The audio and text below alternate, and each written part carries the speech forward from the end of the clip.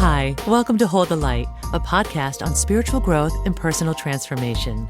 I'm Lori Gunning-Grossman. This season, I'm sharing my reflections on the book, The Freedom Transmissions, chapter by chapter. If you're interested in creating more peace, simplicity, and freedom in your life, welcome to this space. Okay, guys, I am talking today with Carissa Schumacher in this episode, and check this out. This is our fourth conversation together here on Hold the Light. You guys know Carissa by now. She is a renowned forensic psychic medium, a spiritual guide. She is the co-creator of the book, The Freedom Transmissions. She channeled the book, and she leads beautiful journeys that allow people to go deeper into their spiritual inquiry and evolution. And this is so synchronistic because I recently wrapped up my latest season on the podcast, where I've been going through the book, The Freedom Transmissions, chapter by chapter. So I kicked off the beginning of this season talking with Carissa, and it's fitting that I'm ending the season talking to her as well. It just worked out this way so beautifully. Now, this conversation is a two-parter because when we get together, we like to chitty-chat. The second half is in next week's episode. Okay, we are talking about all the things. Our original intention was to get together to talk about, you guessed it, the Freedom Transmissions, which of course we do. But really, the Freedom Transmissions is featured more in the next episode. However, everything we talk about here is related to TFT. And as Carissa says, these topics are relevant to so many people's paths right now. We talk about the trust-love spigot, the issue of expectations and assumptions. We talk about how the containers of her journeys come together. This one I was really curious about. She shares about the trust and faith it takes to be a full-body channel. We talk about how we collectively are in an upgrade time right now and that we're going through a quantum leap. She shares what Yeshua is holding us accountable for as we move into a new era. And hint, it's not time to hold back as light holders in this new era. And yeah, I asked her straight up if she thought it was cool that she could channel because, I don't know, I think it's just kind of fun to know stuff. So she's got a great answer to that. A quick note before we continue. Carissa and I are hosting an online event together on Thursday, August 21st, where we're talking about the energies that are coming up and what we need to know as a collective at that moment in time. Stuff is coming up, guys. So this is going to be an enlightening event that you won't want to miss. You can sign up on the wait list at courses.holdthelightcollective.com/Carissa. Her name is spelled Carissa. Okay, so let's get into this now, right, guys? Carissa and I had been chatting for a bit, and since some of it was personal, I decided to just have you jump in right here after I had asked Carissa the question, are you always in constant contact and conversation with Yeshua, even when you're not officially channeling him?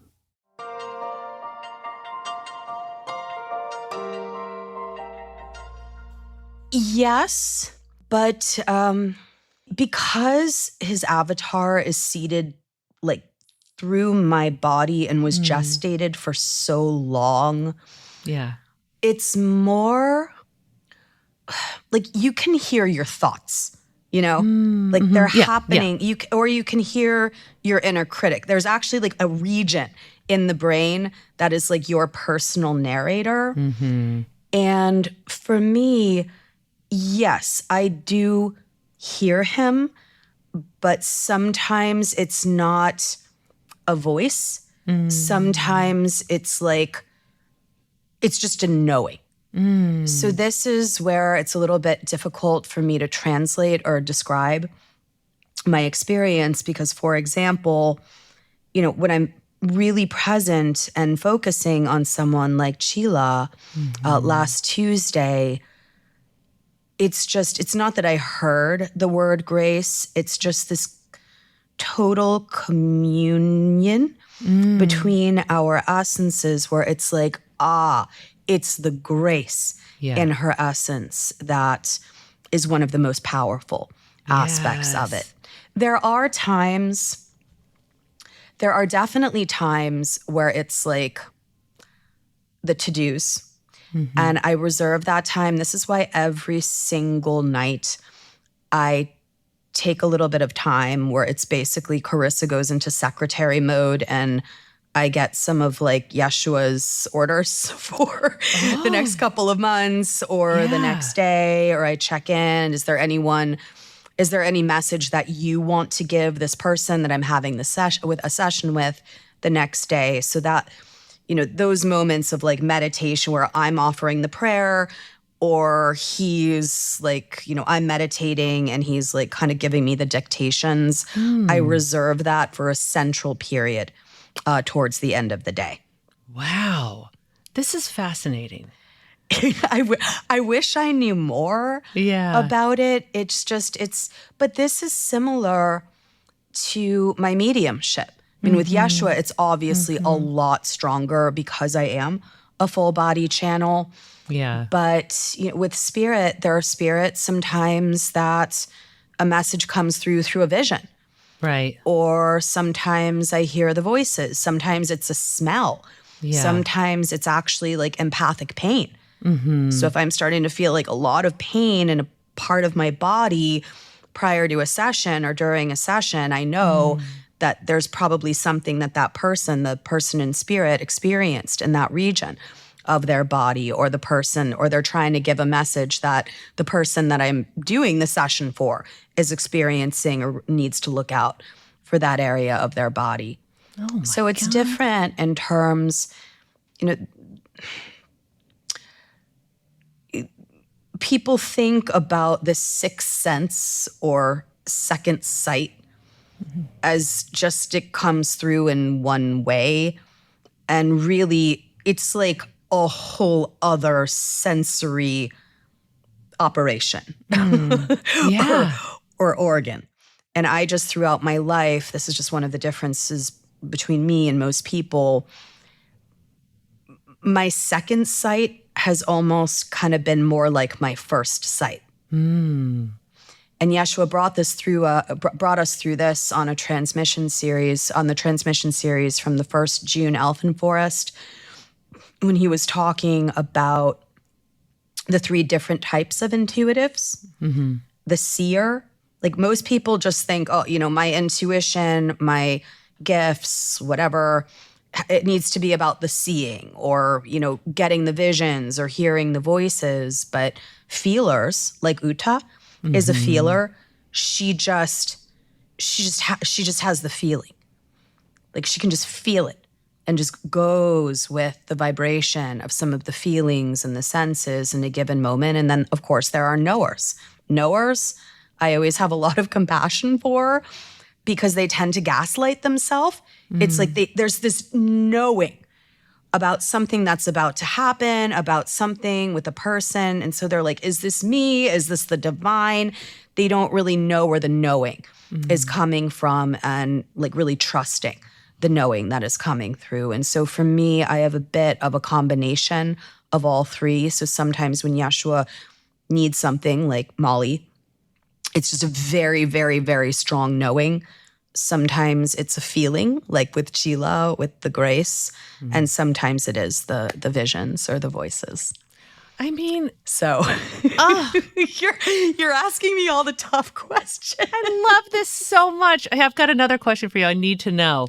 So before a journey, you have said, or I believe that I've heard, that you tap into the energy of the people who are coming. Now, that's a lot of energy to be tapping into. And like, how? Are you like, okay, now, Lori, all right, okay, I feel that energy. James, are you, or what's going on there? Sure. Sometimes, again, I don't want to be wishy-washy here, but by the time we get to a journey with all the musical chairs with people and like, I never actually know who is actually going to be there. Like there have been times that I've started, I've started doing mediumship for a person, and I'm like, "Who are you? Did you sign up for this?" And they're like, "Yeah, I signed up yesterday with J. Cal." Yeah. And so the way that It's different for individual sessions. That is a very, very different process. It's actually very scientific, where I go into meditation and I'm connecting with their mental body, emotional body, physical body, spirit body. So I'm kind of connecting to them and then going online and seeing what spirit energies are connected to them through the field of memory. And so when I'm able to like describe very accurate events that happen in the past that spirit is bringing forward, that all flows through. It's almost like a triangle between spirit, me, and the person. And it's always my hope that in sessions or after sessions that the person can just connect with spirit in the field of memory directly, so that that connection can be strong without medium Carissa having to be like the little transmitter pole in between the two.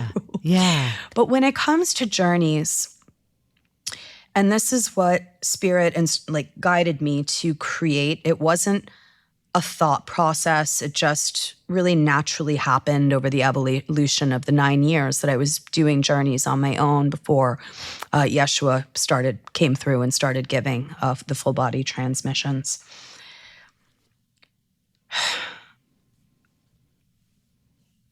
Each journey, it's almost like it's its own entity. It's almost like it's its own entire,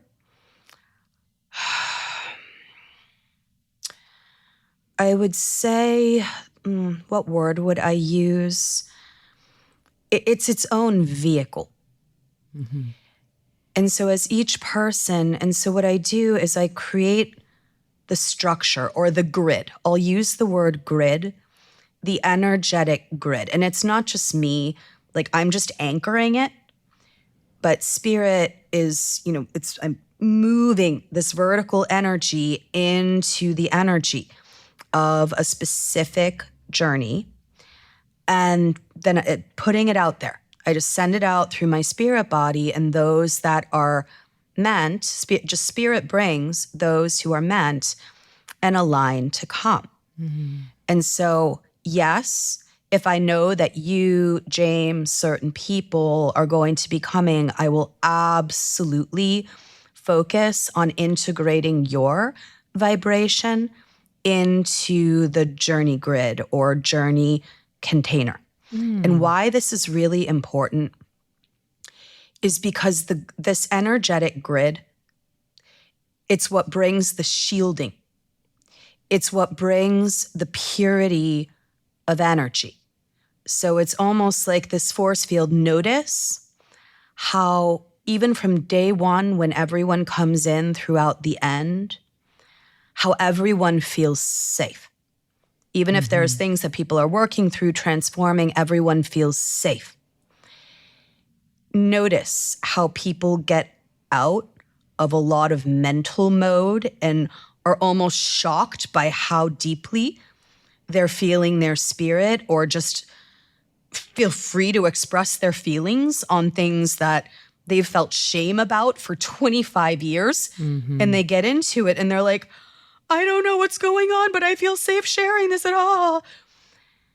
And it also keeps those that are participating, I would say safe from attracting either like etheric lower energies or even like horizontal types of disruptions, I would say. And so moving towards the journey, the more downloads that I'm getting, the stronger this grid becomes.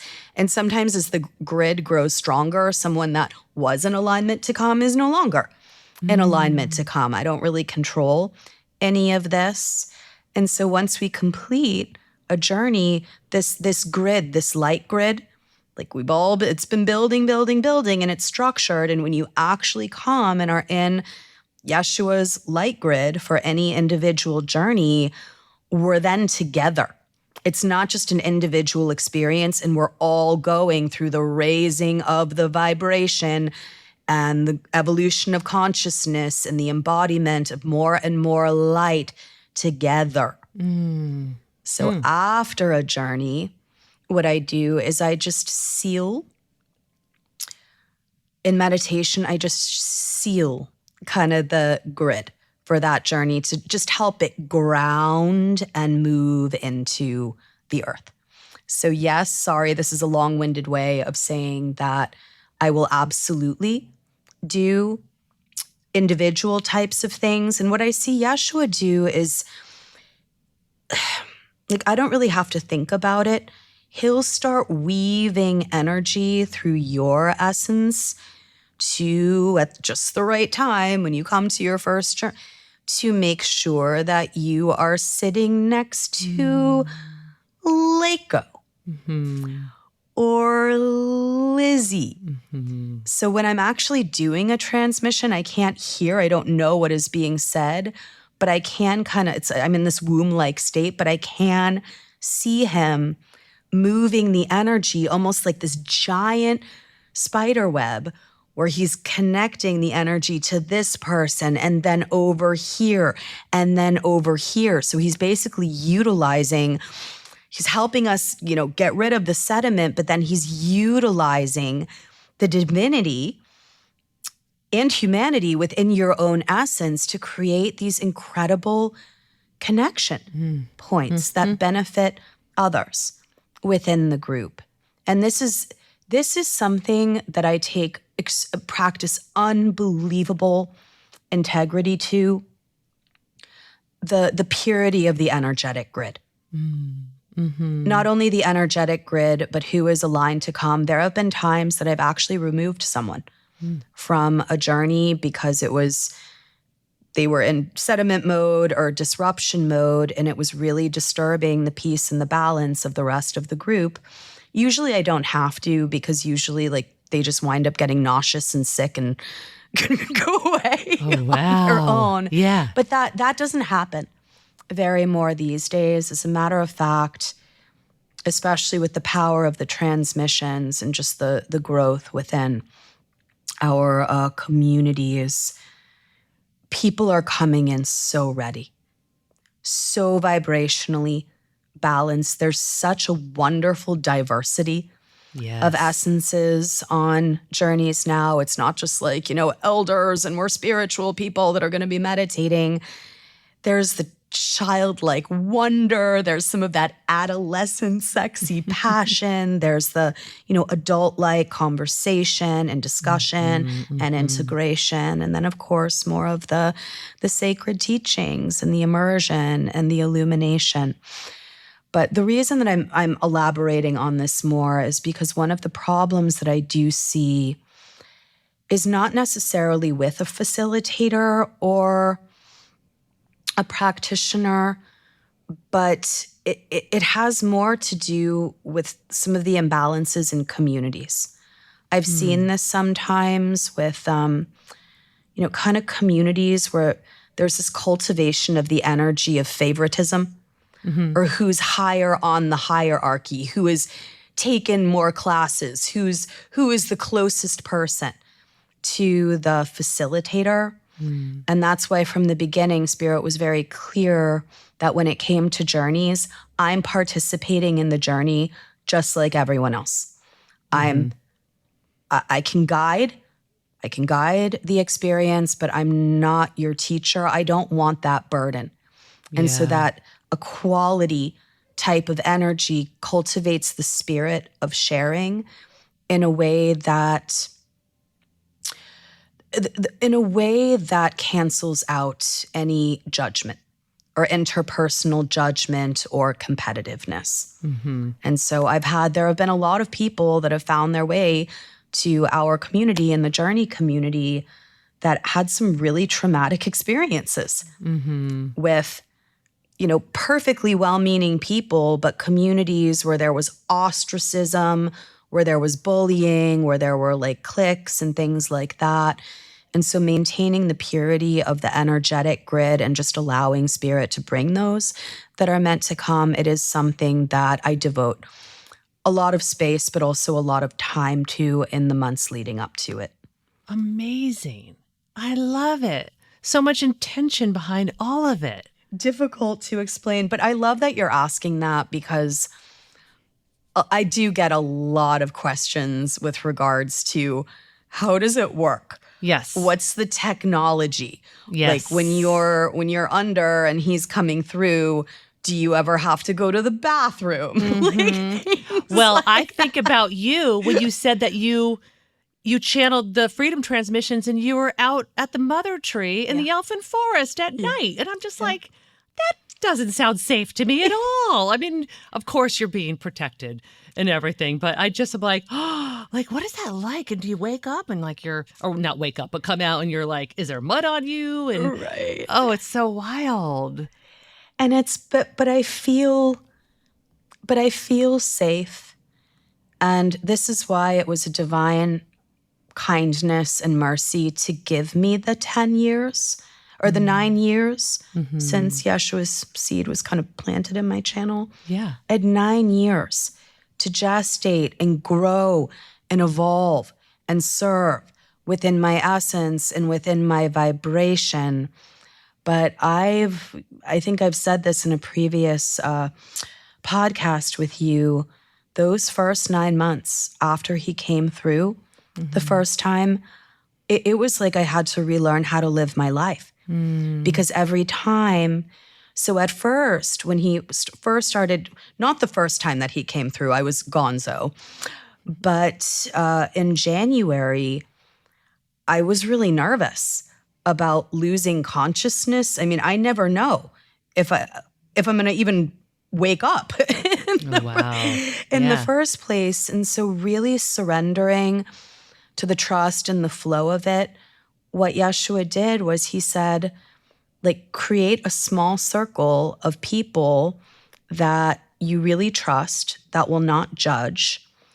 And I want you to create this like little council temporarily so that you can feel into giving transmissions. So the first couple of like real teachings that he gave when he was talking about the imbalances of the mind, those were not in the freedom transmissions.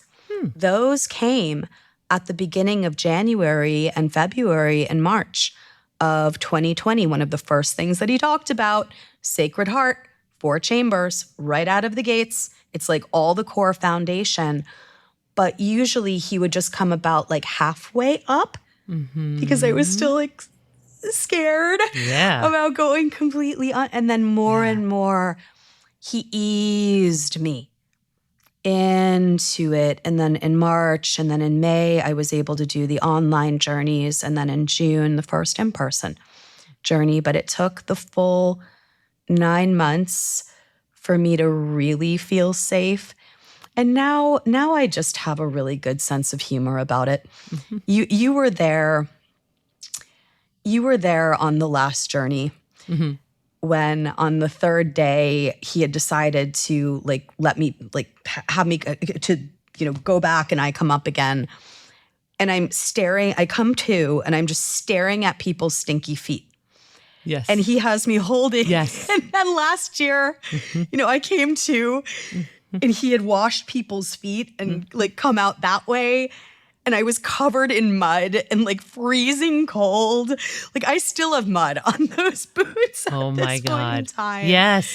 So I have a good sense of humor about it, but it does take a lot of trust and a lot of faith. Yeah. But really, I've seen this with some of the most authentic channels, full body channels. They take really, really good care of their vessels, as long as the vessel is honoring the covenant with regards to like healthy eating and exercise and those things. I've gotten a lot of help. I'll put it that way, along the way. Yeah.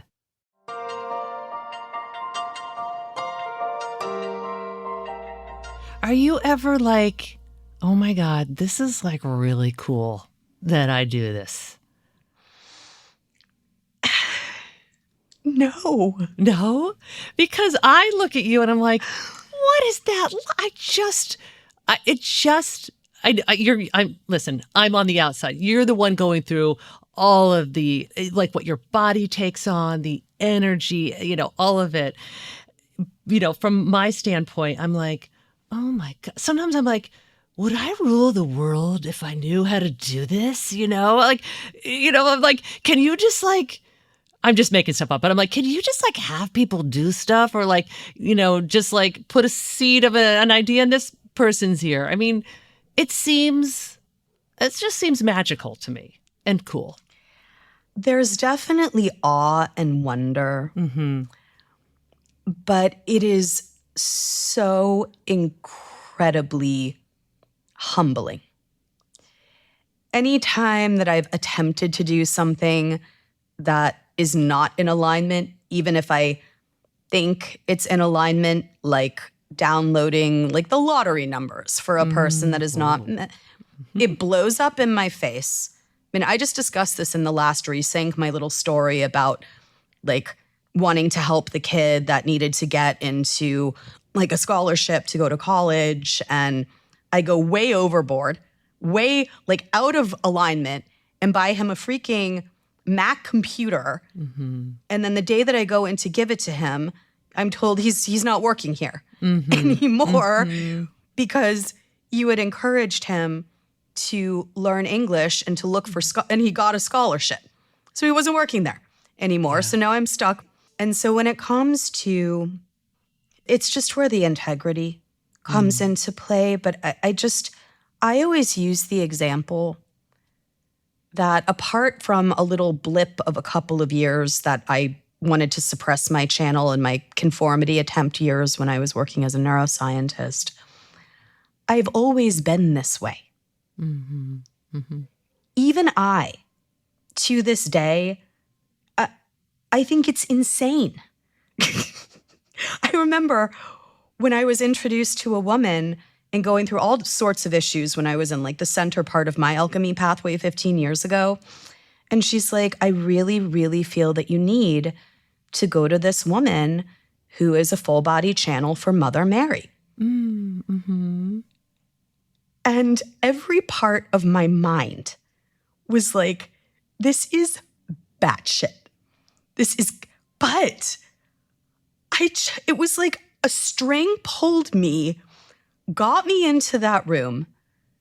And when Danielle Gibbons, who's a wonderful channel for Mother Mary, I'm sitting there, I'm like, what am I doing here?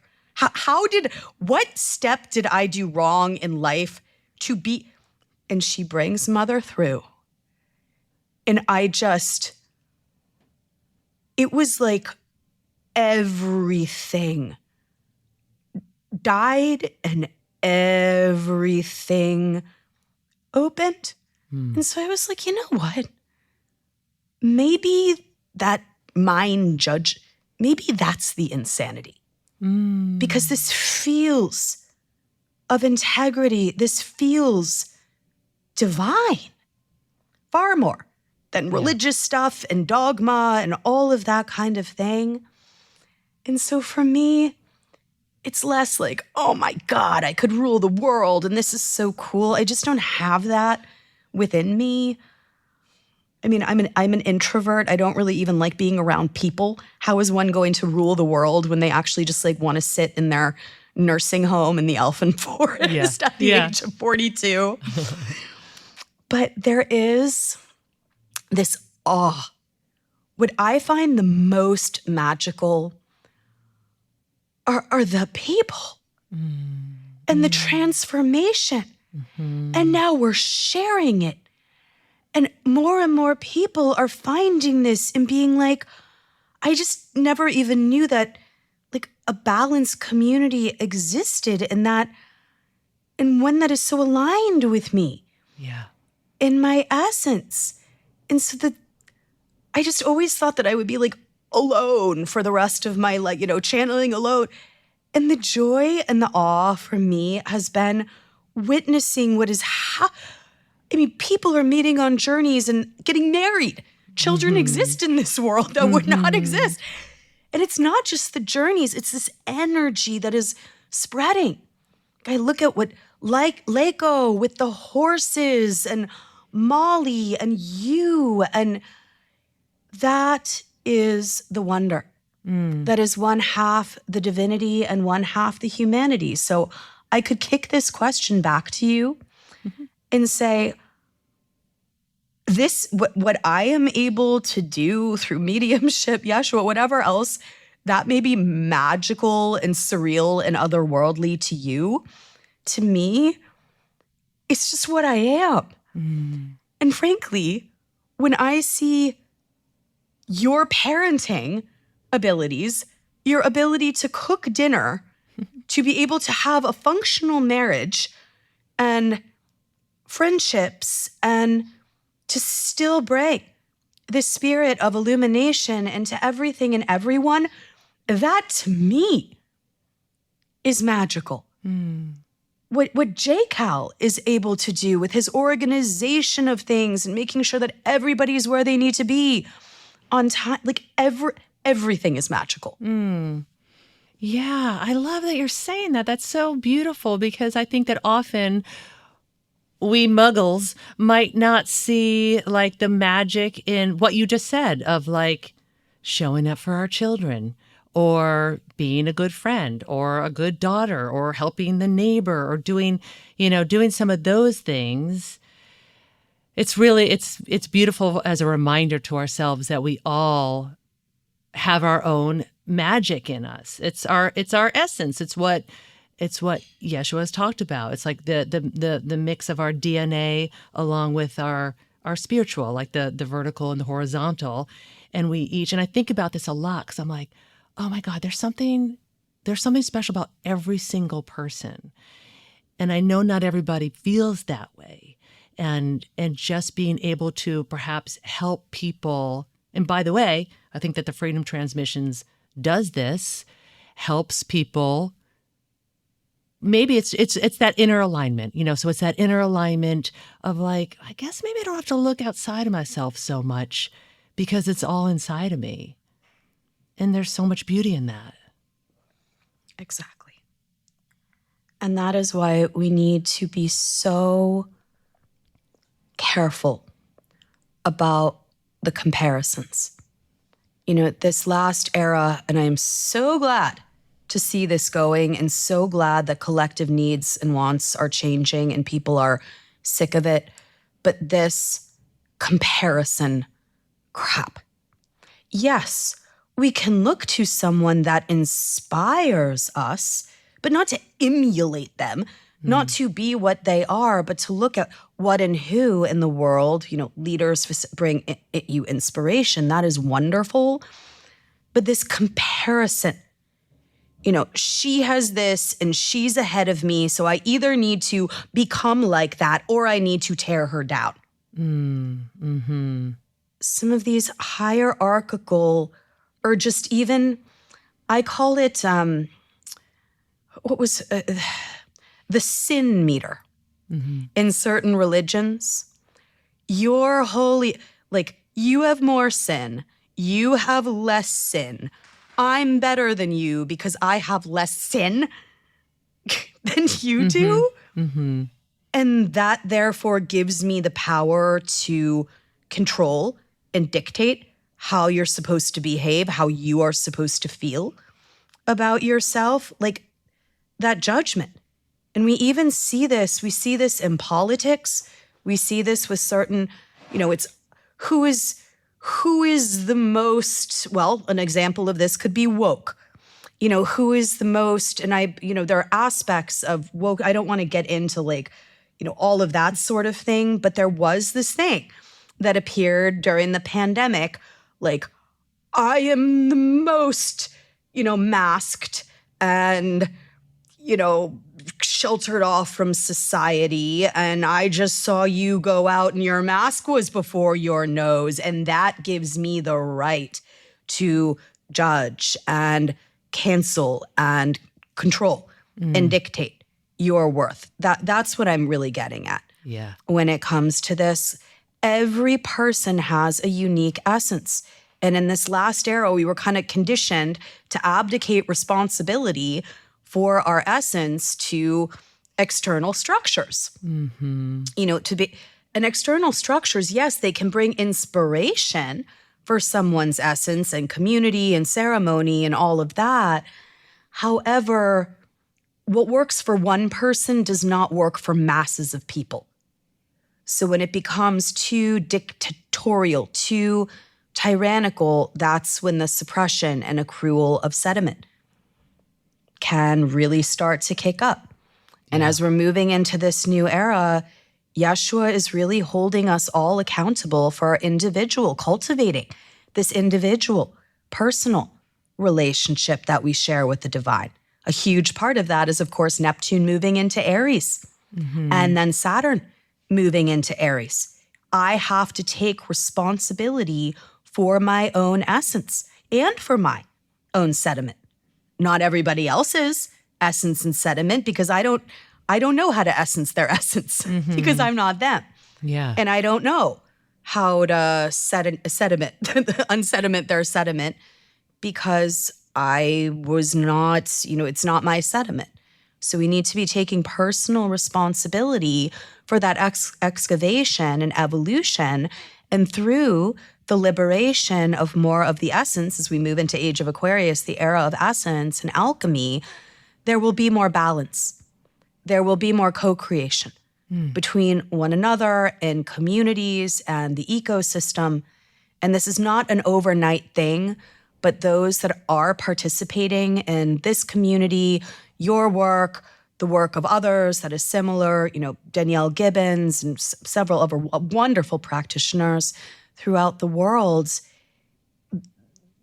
it moves. It's holding a light that will allow for these new qualities of the Age of Aquarius to be able to be anchored in the collective.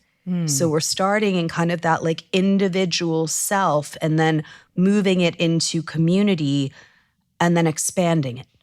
And we are right in the precipice of this as we enter 2025, 2026, and 2027. Ooh. Now, what do you mean by the precipice of it? Like, are things about to like tilt in one way, or is it going to go, I'm doing my hand, boom? Well, Yeshua is always about balance, period. Yeah. This is about a mixing and a blending of shadow and light. This old era, the mantra, as he has said before, was all about eradicate the shadow, get rid of the evil, get rid of the quote unquote sin, which wasn't even a word until like hundreds of years after Yeshua's crucifixion. But now it's about integration. It's about really calling in, and instead of just assuming that you are perfect, that you are enlightened, it's really looking to those core components within self. And so in the macro level, we've just come out of the years of the death of the old era, and the precipice that we are on now is that we are all this is an upgrade time. This is a recalibration time. We're being upgraded into some of our new era structures. So things that vibrationally flowed and worked when we were kind of down here, now we're going through a bit of a quantum leap. And so more and more as these years go by, things that are no longer in alignment with kind of the upgraded type of structures that are important for balance and harmony and function are gonna have to crumble away. Ooh. And when we see things that we've basically known our entire lives start to crumble, of course, the first response is panic. Yeah. Or it's all gonna crumble and it's all gonna die. And so this is a reminder, especially with this year being about the lifting of the veil of complacency, with all of the work that you have as light holders and evolution that you have light holders have been doing, you've made a lot of the upgrades.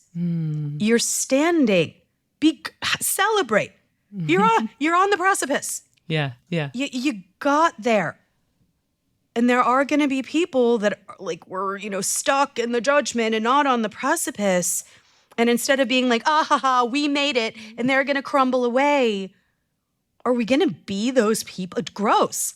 We are going to reach out our hand, be it through energy or whatever else, so that, if they're going through their calcination and changes, we can help to lift them up and guide them up the precipice just as we were guided by Yeshua and by the divine. So by precipice, like if someone has made their way to this podcast, you're at least standing on something stable and solid. It may be new. You may not understand it. It may not feel comfortable, but this is the time in which we need to explore this new space and maybe not hold back as much as we needed to in the new era and the old era. Yes. Yeah, it's feeling like that. It is feeling like, is it just me, or like are more people maybe talking about their spirituality, connection, what they value, how they want to identify. And it's less and less of like, well, I want this huge success, or I want whatever, this house or car. It's becoming much more simple is what I'm hearing from people. And what I'm also hearing you talk about, and this is coming up so much, is community, community, community.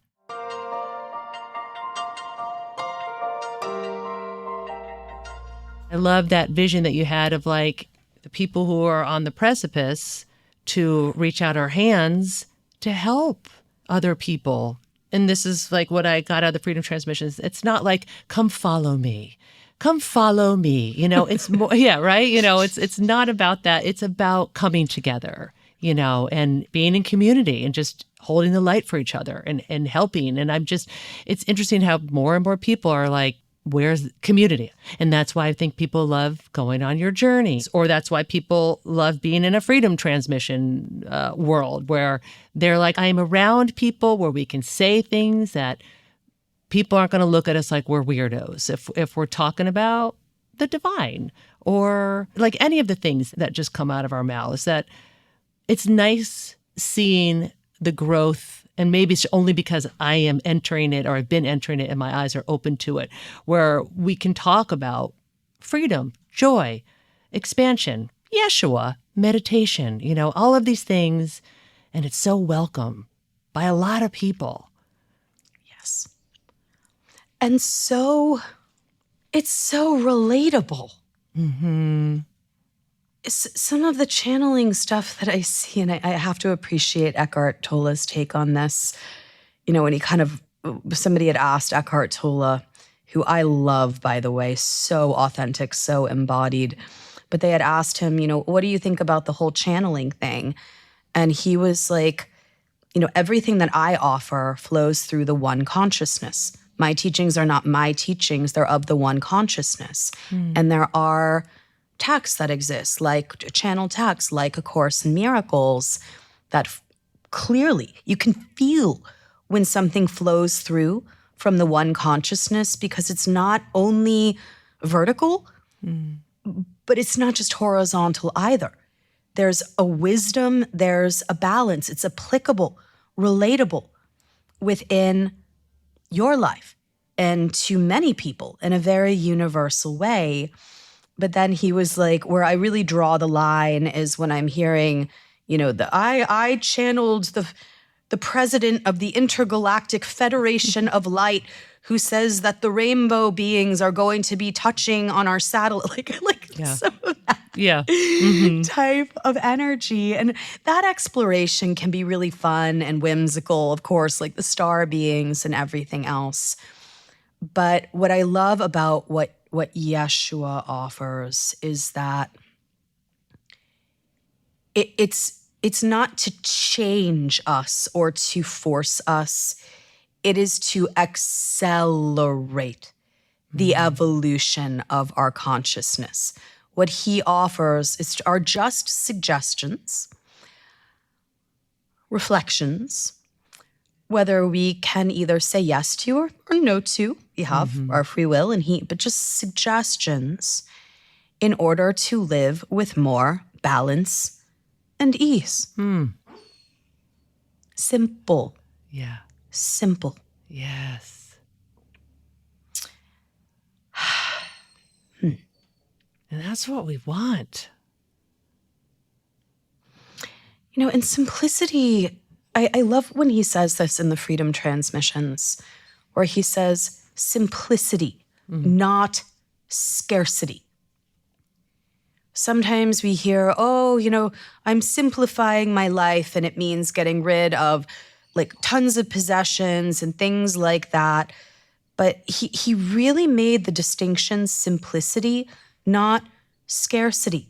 There is an abundance in simplicity. There's more spaciousness in simplicity, less hiccups and disturbances and things to have to suck all of your energy and all of your time. Yeah. But he also says, you know, don't even look about simplifying your horizontal life. I'm going to first bring you through a pathway and the Freedom Transmissions to simplify internally. Mm-hmm. Your feelings are okay. Your judgments are okay. Your anger is okay. It's okay to have wants. Let's just bring things into simplicity. And like what was really revelatory, probably one of the greatest things in TFT, just simplifying needs versus wants. Mm-hmm. For me, prior to when he shared that, I never really thought that there was a difference. Mm-hmm. Mm-hmm. And so when I went through and I actually like refined needs versus wants, it simplified my life exponentially, created way more stability, brought way more ability to surrender, and it brought more stillness. So what he offers is simple. And as I've said before, instead of trying to master every single transmission and get everything perfect, focus on one. Yeah. One transmission, one paragraph Yeah. can be the key to your entire enlightenment. That is why this is a text that is meant to be nonlinear. Mm-hmm. I just focus on one page each day. Mm-hmm. And whatever is on that page, there's always something that is going to bring about some deeper understanding or evolution or deeper faith, deeper trust. Yeah. Yeah. Because I know we've talked about this before, but there are a lot of people that are like, it feels so overwhelming. Mm-hmm. And I'm like, the divine is not creating a burden for you. That's a burden that you're creating for yourself. Then don't make it overwhelming. Yeah. Just, and if you don't like it, it's fine.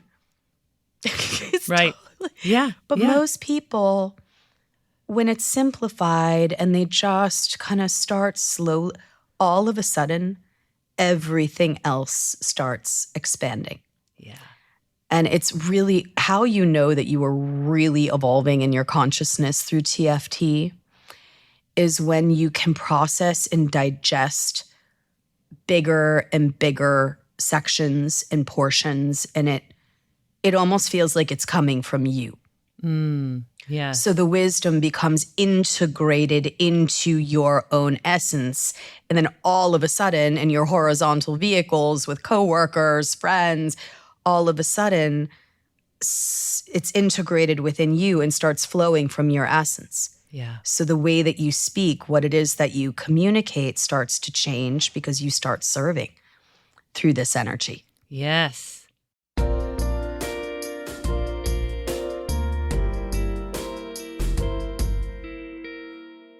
You know, it's interesting because I was having a conversation with two people from this whole community. One person has read the book maybe a couple times, and there was me, who's definitely read the book.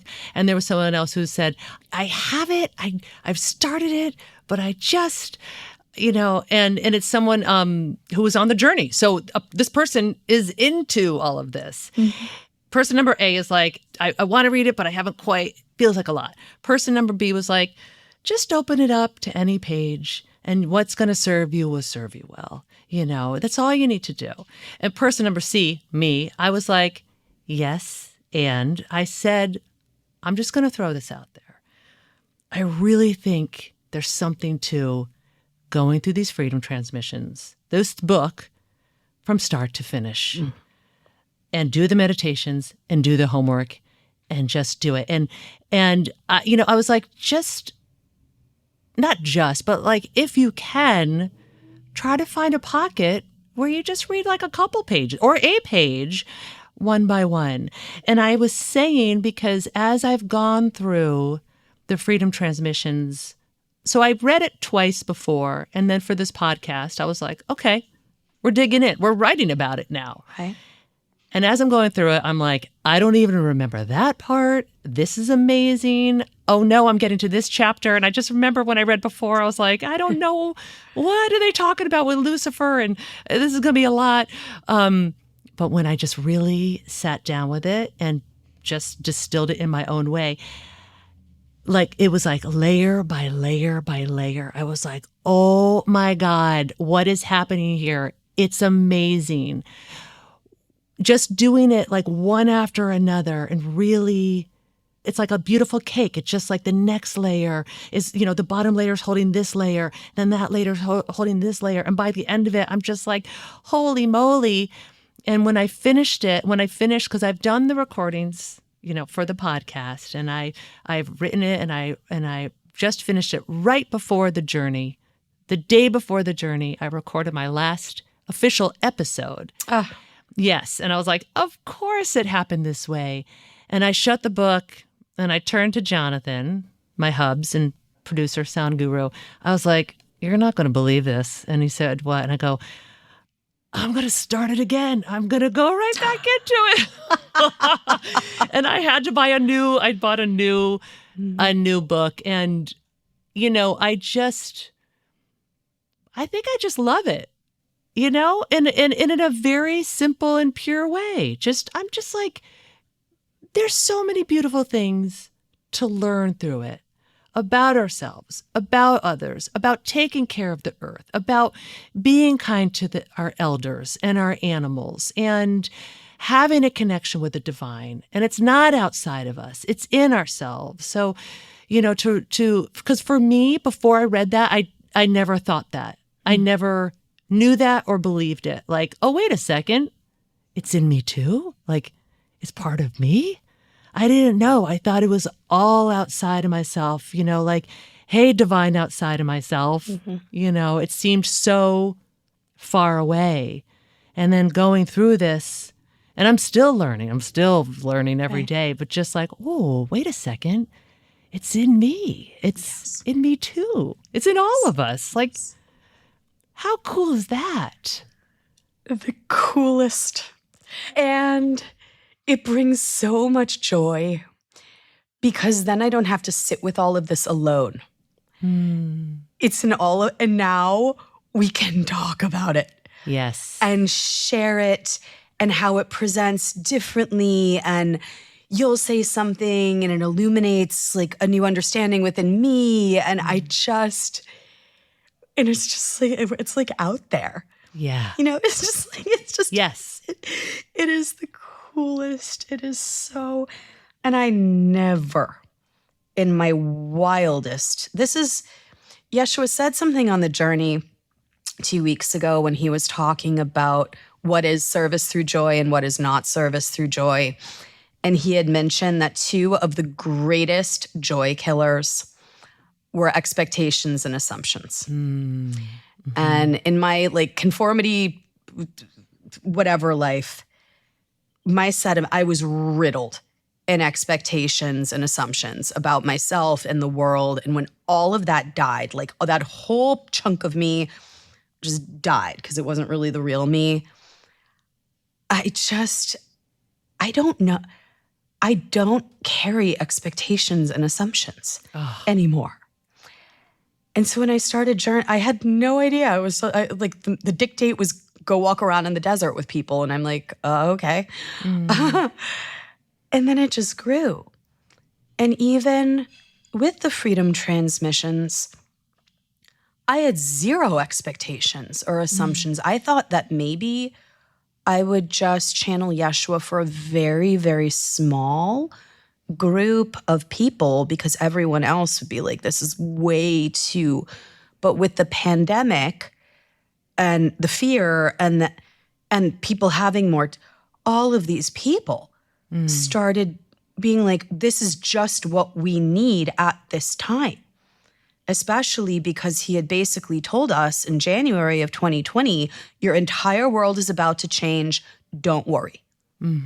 This is important for these reasons. And so but I never expected that we would be here. Yeah. And that's the joy, like service through joy. What the divine is able to create from service through joy is always so much better than what we do to try to control or what we expect it to be. And so I was very, very taken aback by just the organic, beautiful communion and connection, not only that each person is sharing with the divine, but also with one another. Yes. It's like, yeah. the whole thing. And there are people, I will mention just on this tangent, that love to come to journeys because they're fun. I do my own sharings. We're going to sacred spaces. Some people, it's just more about the joy and the non-judgment and the humor and the depth of the meditation. And so you don't have to have read the freedom transmissions or be on board with any. You can be we have staunch Catholics in our community. We have rabbis in our community. And it just doesn't matter. Yes. It's just the spirit of the Christ or the one consciousness, and it just ripples and cascades through. So in this new era, that's the flow. Ooh, that's the flow. That's the flow. Do you ever have a conversation with Yeshua now where are you two like, oh my God, like, what's up? Look at this book. Look how well it's doing. Is Yeshua like, or do you not talk about it with Yeshua? I really don't check. Yeah. Yeah. I just let it. It's like with a journey, I just kind of let it go and let it go free. Because after he does a transmission series, it's released. And then he already has me clearing out and preparing. And so, with me, he just keeps me like, we're going to the next, the next, the next, the next. And of course, there's a balance and a flow with my integration. But I'm not allowed to have attachment. And so with the freedom transmissions, I've just let it be. Yeah. And I love that it is finding people all over the world that I never would have expected would even find their way to it. And so it's just, I just let it be. Yeah. Yeah. So I don't really ask Yeshua a lot of questions surrounding the mechanism or what's going to happen.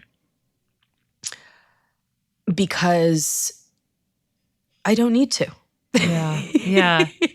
And that's where the beauty of the covenant is. And it's not about me and how I feel and is my book successful and, how many copies and how many, none of that. Yeah. That's not why I created it. This is an offering to the world. And the collective may not be ready. It may never be ready to receive something like this or other transmissions or other books. So if I get all like caught up and is it selling or whatever else, it just really cuts the dynamic. Yeah. And it would be me kind of trying to interfere. Yeah. Yeah. And it doesn't work out well for me when I try to interfere. Yeah. And where the divine is carrying the winds. Yeah. I love it. You've said a couple times that you are not allowed to have expectations and what was the other word you said? Expectations. Assumptions. And assumptions. And I just love this because, like, what a way to move forward now in this new era.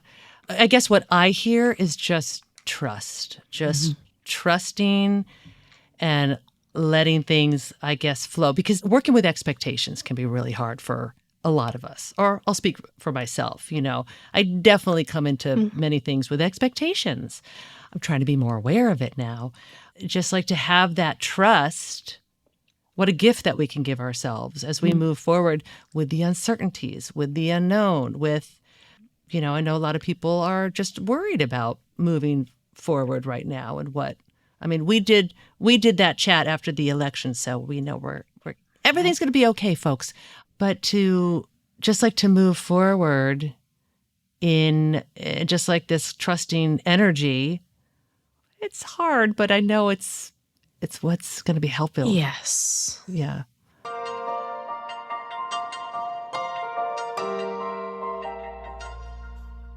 A word on expectations and assumptions. Yeshua did do an entire transmission series called the Trust Transmissions, in which he went very, very heavily into how to shift out of the fear control spigot and into the trust love spigot. And what he had shared, like everything, there's always a balance with him. And I love this. Like fear and control, there can be healthy fear. Healthy control, so sacred and important, but with like raging imbalances of the mind and a lot of sediment, then it goes into like unhealthy fear and unhealthy self-absorbed fear and control. But with expectations, the beauty of it is that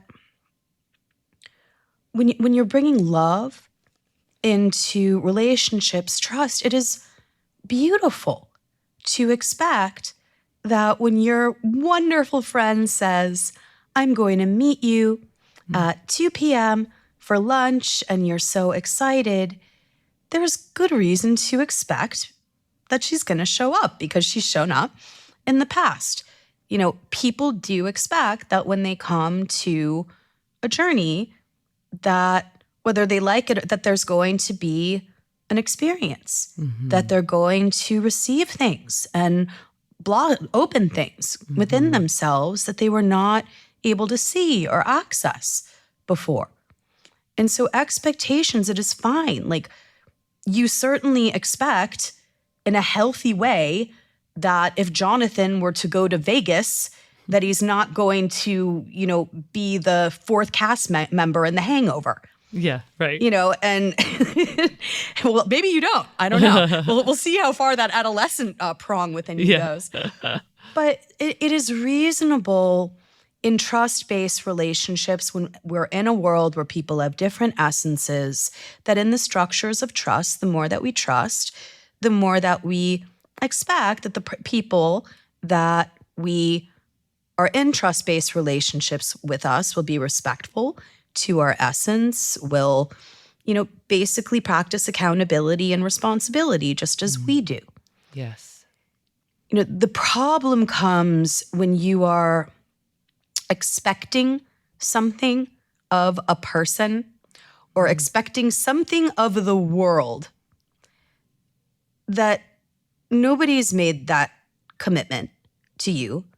And that's where the assumptions come into play. Like, I am thrusting my expectation. I see this a lot with parenting and children. I expected my children to be this way, and they need to be that way. I expected him to be a doctor. He's going to be a doctor. What do you mean you don't want to be a doctor? And that child made no commitment to you, to being a doctor. That child, when was that contract formed?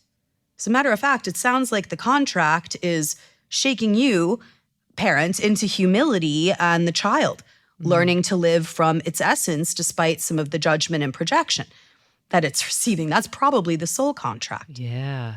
And so expectations, when something, when you're just expecting for your business to be unbelievable without having actually done any work or creating a website, that's an illusion.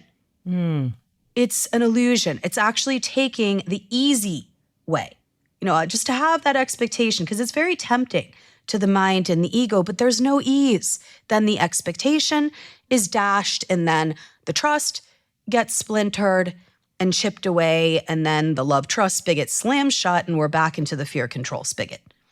For example, if that friend, you said, I'll meet you at 2, she committed, doesn't show up at 2.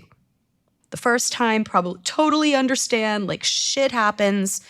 But if it happens 7 more times, 3 more times, every single time, it would cause like a loss of trust. And then you need to revisit, like recalibrate, and do I even want to grow trust or have any of this expectations of this person or myself in relation to them at all? And assumptions are the more, they can kind of be a bit more of the stinkier fart. Because assumptions, they're kind of these stories that they're not kind of, they're these stories that we write within ourselves that actually have no tangible proof in the horizontal or in the world. So just assuming that if you come to a journey that you're then going to be enlightened, and I did it all in 4 days. Checked off the spirituality on my list, on my what is it called? The list that people write when they're about to die. Bucket list. Okay, yes. Check off spiritual. That's an assumption that can be really when they get there, and then all of a sudden I assume that it was going to be this way, and actually it's this way, and I'm actually like feeling things and crying, and man, this may not be as easy as I thought it was going to be. That is more of the realm of assumption. So where this becomes so kind of expectations are more the horizontal plane. Assumptions are more within the vertical or within our essence or within ourself. They're the stories that we write, whereas expectations are more about trust structures in the external. And so when an expectation, I love how Yeshua said this, when an expectation gets dashed, we lose trust predominantly in the other. When there's a violation of trust or an expectation, say people in Los Angeles expected that if there was a fire, that there would be enough water in the hydrants. And so when an expectation gets dashed, it causes loss of trust in the external. So for a child, for example, if the child expects that daddy's going to come home, like he usually does at 7, and then all of a sudden daddy stops coming home, it causes the child to lose trust in the father. But with an assumption, when an assumption that we've made about ourselves, about the world, about how things should be, gets dashed, we lose trust within ourselves. This definitely happened to me during my conformity attempt years. I assumed that if I just did everything right, get the Ivy League degree, work in neuroscience, work in curing cancer, if I did all of these things, that somehow I would be happy, that somehow that moment of reward would come.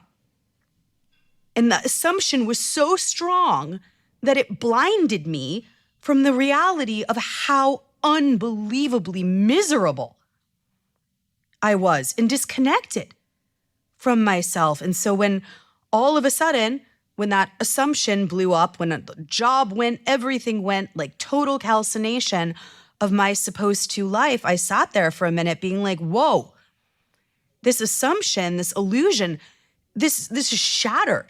my trust within self. Like if I got this story so wrong in a way that impacted my life and if I got this so wrong, how can I trust anything? How can I trust my mind? How can I trust my heart? And so I stopped trying. And my body healed. And the assumptions died. And the expectations died. And my emotions started and my channel reopened. And then I was like, you know what? I love telling stories, sharing stories that are real, but I don't want to create these illusion stories that just wind up like hurting me. So I'm not going to assume. Yeah, there are things that I assume. I assumed that when I was going to come to, this podcast today, I assumed that it would be fun. And that assumption was right. It's like totally fine. But I also know you. And so we've had experiences in the past, and the expectations, it's like, I expect that if I go to a journey, Yeshua is going to give like a freaking kick-ass transmission series and we're all going to play together and cry together and laugh together. But it's the ones that are about projections of our will and fear and control into others.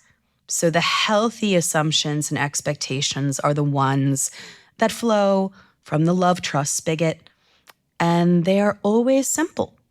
And that's why I'm so grateful that like the words that Yeshua used was trust is the structure that allows you to feel safe enough to love. So when you are just blindly opening your heart to someone and not structuring any trust, and all of a sudden they betray you, like, don't be surprised. Trust is really working with looking at what this commitment actually is. And so the love, there's a spaciousness of the love, but trust develops naturally over time. And so he really encourages us to look at our trust-based relationships and not to make assumptions about what trust means for us, because what trust is for us may be very different to the other person. There are some people that are trust in a friendship is their ability to call you 18 times or text you 18 times a day. And if you love texting 18 times a day, like super extrovert, awesome. But if you are not someone that loves to text all the time, and their assumption of trust is I'm going to text you and you'll get back to me 18 times a day, and and they're going to feel betrayed by you. Yeah. When just in your essence, their needs for trust are very different than your needs for trust. And so Yeshua had us write down, what does trust really look like to you? And for me, trust with my friends was their ability to understand that I am in a life of service, that I love them and will check in and absolutely be there if there is a crisis, but service in this covenant is my number one priority. And so there may be lengthy periods of time, weeks, sometimes months, that they may not hear from me, or a couple of days before I'm able. And so if they're not able to commit to that need that I have, that's not going to work as, a loving and trusting relationship, at least in like a very intimate way and personal way within my life. And that's fine. Then maybe they could be acquaintances, or we check in and we love each other. But I'm talking about the core levels of intimacy. So looking at your different relationships and the structures of trust, it's important to be really clear, because you may just not be communicating certain trust-based things. And then if the other person or the other party doesn't operate or doesn't know the story or the assumption, you can feel as though you're being betrayed by others in your life. So getting more clear in terms of like communicating trust needs allows for far more fluidity of love to be there.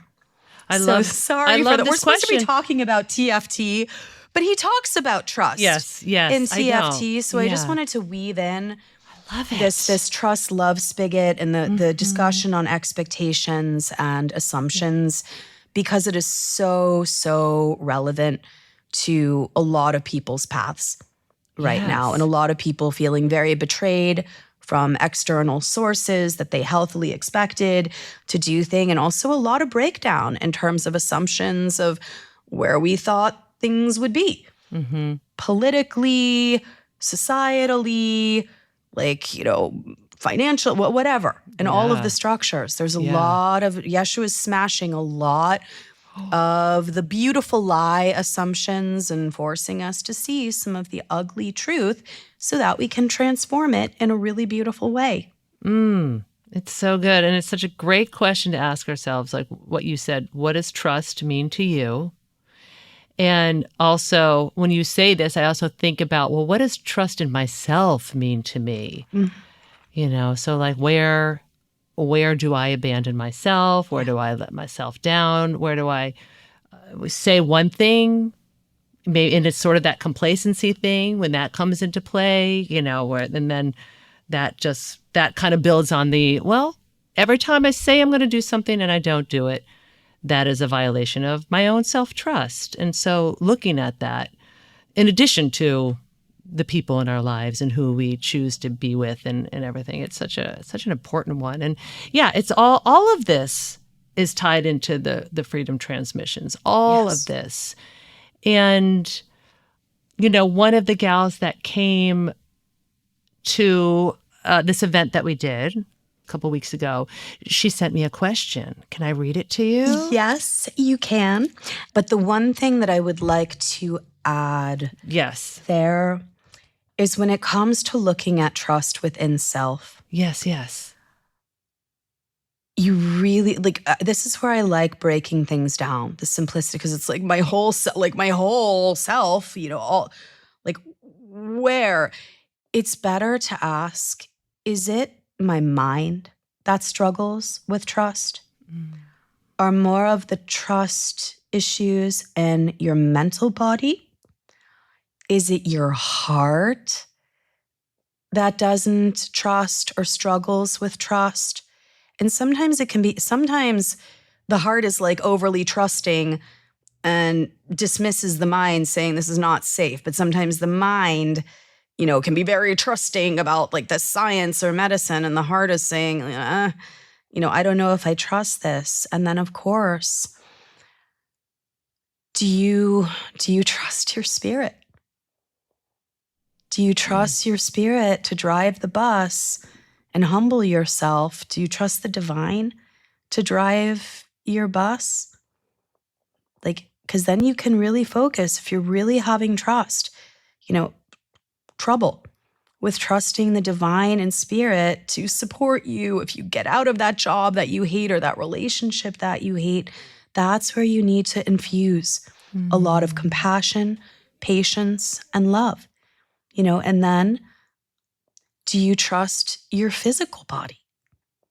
For me, when I did this scan, I realized that I had lost a lot of trust in my physical body because I have autoimmune. And so in the 9 months prior to Yeshua coming through, Divine Mother and Spirit had me focus 9 months on my physical body, cleansing. And I didn't know why, because I didn't know that Yeshua was going to come through. And it's just like all of these, too much sugar, all of these things that were okay prior to Yeshua. It didn't dilute my channel, but I was told prepare your vessel to receive the covenant. And so I didn't trust my body. And over those 9 months, getting off of even certain overuse of supplements, just letting my body naturally do its thing. It regenerated naturally without any external things, my body, without me having to control or manipulate or be, checking pulses. My skin cleared. My eyes started, because it's like the body, and it was a miracle. So I had to get out of my own way to trust my body, eating intuitively, like setting the boundaries to really attune to the diet.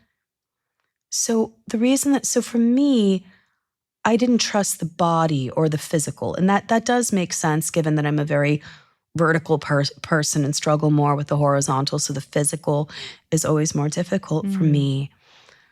But that's where you need whatever ones pop out to you. If your mind has a hard time trusting, if your heart has a hard time trusting, every day, just take a breath and infuse compassion, patience, and love to that aspect of your light body. And I promise within 3 months' time, 9 months' time, you'll already feel a very profound shift. Ooh. And more ability to flow in the trust love spigot. Oh, I love it. I'm so glad you addressed that. I love it so much. You guys, come on, right? How about that? I always love the wisdom that Carissa has to share. She is so much fun to be in conversation with. So thank you for listening, but keep tuning in, because in our next conversation, part 2, we get to talking about the freedom transmissions and really get to specific questions around this. And remember to sign up to our waitlist for our event on August 21st. You can sign up at courses.holdthelightcollective.com/Carissa. To connect and learn more, be sure to sign up to my mailing list at holdthelightcollective.com. You can also find me on Instagram at lori.gunning.grossman. Hold the Light is produced by me, Lori Gunning Grossman. Jonathan Grossman is our producer, editor, and all-around sound guru. Theme music by Jonathan Grossman. And the show is recorded at Night Shift Audio.